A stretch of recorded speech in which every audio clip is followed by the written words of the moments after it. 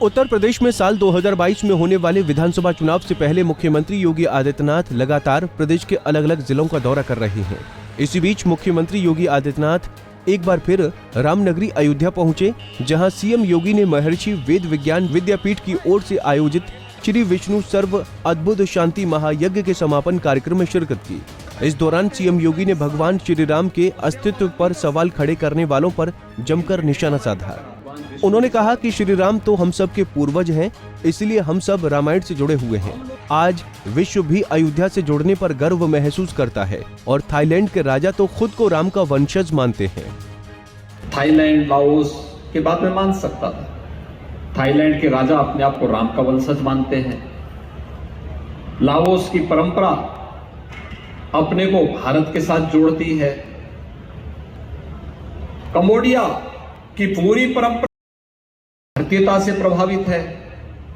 लेकिन मेरे लिए यह अद्भुत था कि वास्तव में इंडोनेशिया जैसा देश, जो दुनिया के अंदर सबसे बड़ी मुस्लिम आबादी का देश है, आखिर इंडोनेशिया में ये सभी कलाकार जितने भी रामायण के पात्र बने हुए सब मुस्लिम हैं, लेकिन कोई राम बना है, कोई लक्ष्मण बना है, कोई हनुमान बना है, ये सभी और उसी तन्मयता के साथ, इस भाव के साथ जुड़े हुए हैं।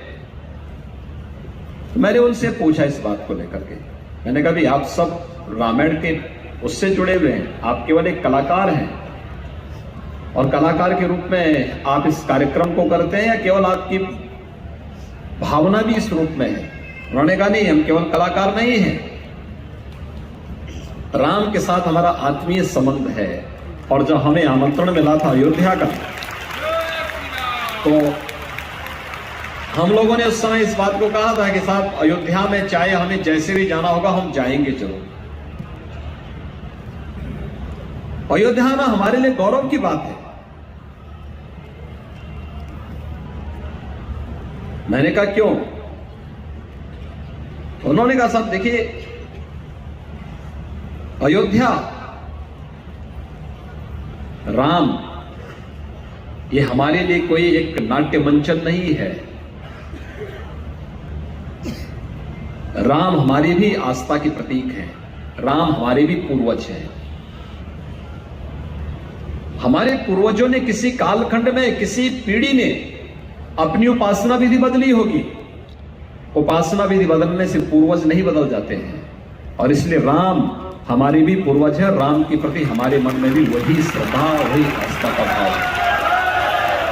सीएम योगी आदित्यनाथ ने अयोध्या पर हुए अत्याचार को लेकर भी बयान दिया।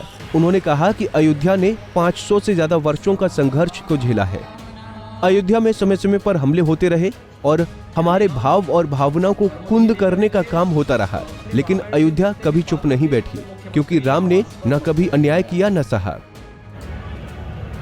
अयोध्या ने 500 वर्षों तक लंबे संघर्ष झेले हैं, देखे हैं, नजदीक से महसूस किया है। 500 वर्षों तक ही नहीं, बहुत उससे पहले भी मोहम्मद गौरी से लेकर के और लगातार ये चलता रहा। अयोध्या के भव्य मंदिर को अपवित्र करने का पहला कार्य यहां पर मोहम्मद गौरी के आने के पहले भी हो गया था। सालार मसूद गाजी ने किया था। उसके उपरांत तो समय समय पर ये हमले होते रहे।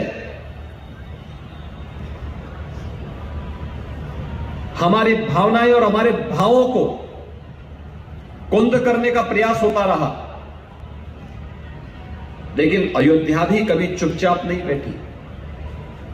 कभी चुपचाप अयोध्या नहीं बैठी। चुपचाप हम लोग अन्याय और अत्याचार को बर्दाश्त नहीं करते रहे, क्योंकि राम ने तो कभी ना अन्याय किया और ना अन्याय सहा।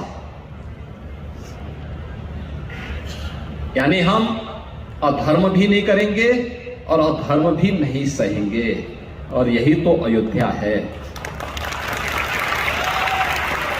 जो गलत न करेगी और न करने देगी। जो अत्याचार करते थे उसका मुंहतोड़ जवाब देने के लिए अयोध्या सदैव खड़ी रही। आपको बता दें कि सीएम योगी ने महर्षि वेद विज्ञान विद्यापीठ के आश्रम परिसर में ही रामनगरी के संतों के साथ भोजन किया। इस दौरान सीएम योगी आदित्यनाथ को सम्मानित भी किया गया। अयोध्या से संजीव आजाद की रिपोर्ट। हमसे जुड़े रहने के लिए हमारे YouTube चैनल को सब्सक्राइब करें और नई वीडियो की नोटिफिकेशन के लिए बेल आइकॉन को दबाएं। अगर आप ये वीडियो Facebook पर देख रहे हैं तो लाइक जरूर करें और ज्यादा से ज्यादा शेयर करें। धन्यवाद।